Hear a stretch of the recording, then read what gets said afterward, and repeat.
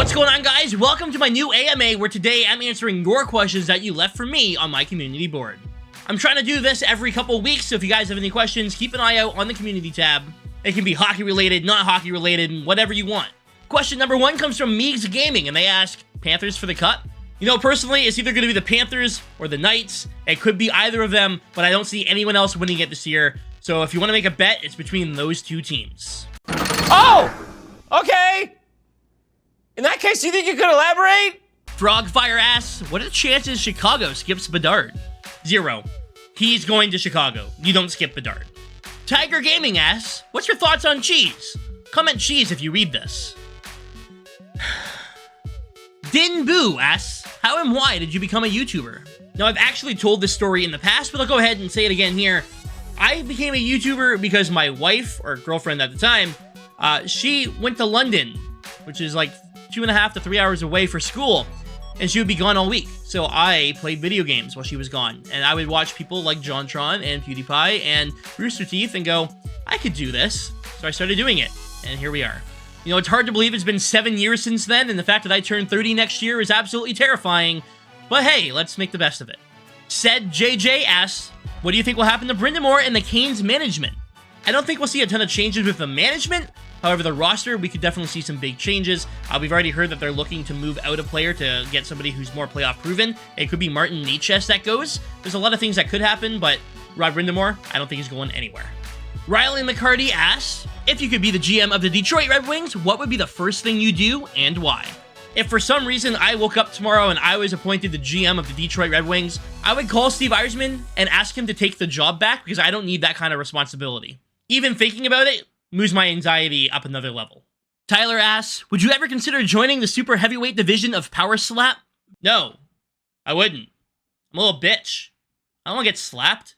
Oh my god! Kale McCarr Edits asks, which team is your least favorite in the NHL and why? Well, your handle is Kale McCarr Edit, so I'm going to say the Colorado Avalanche because you like them and you. In all seriousness, I don't really have a designated least favorite team. I'll say like Montreal or Ottawa or Tampa Bay. You know what I mean? Like, I'm a Wings fan, and my second favorite team is Toronto because I live in between Detroit and Toronto. So like any other team that I see them play all the time, I don't want to see them do well. Chris Orr asks, what are your thoughts on the Penguins potentially bringing in former Leafs GM Kyle Dubis? I think it all went downhill when they let assistant GM Bill Guerin go to the Wild. I'm a little bit late on making this video, but Kyle Dubis is in Pittsburgh, but he's not the GM. He is the president of hockey operations, and I think it's really interesting that he went there. I know he said it was Toronto or bust pretty much for the season, but after everything that went down, he has gone to Pittsburgh, and it's going to be very interesting to see what plays out from here for the next like year or so, because you got to think Crosby, Malkin, Letang, they're all going to be back, but how long will they be playing under Dubis? Tyler asks, what do you think the return would be for Alex DeBrincat? Now, last season, when Chicago traded Alex DeBrincat to the Ottawa Senators, it was for a first, a second, and a third. I think that you would be looking at the same kind of return now. I don't think that he's lost any value. He's still a young 40-goal scorer in the NHL. He's right-handed. He may be a little bit small, but he can score goals, and obviously that's a big thing in the NHL. I think a really important thing to remember is that Ottawa's already on the up and up. Do they need more draft picks? Maybe, but who knows? If they're not in the market for looking for draft picks, I think young prospects, young players, and someone to help out the team is definitely what they're going to be looking for. And all the rumors about him coming to Detroit is massive at the moment because 1, he's from Michigan, and 2, he's currently skating with Dylan Larkin and Michael Rasmussen in the offseason. You're either looking at a package of picks from round 1, 2, or 3, or you're looking for young players, and in Detroit's case, they have a lot of them. I could see it taking something like Jonathan Berggren and maybe a defensive prospect like Johansson, as well as another piece. Just asks, are you excited to see the Wings in the playoffs next year? You don't know how badly I want to see Detroit in the playoffs. You don't know how badly I want to be at LCA watching the Wings in the playoffs. I will be at that first playoff game. But will it happen next year? Probably not.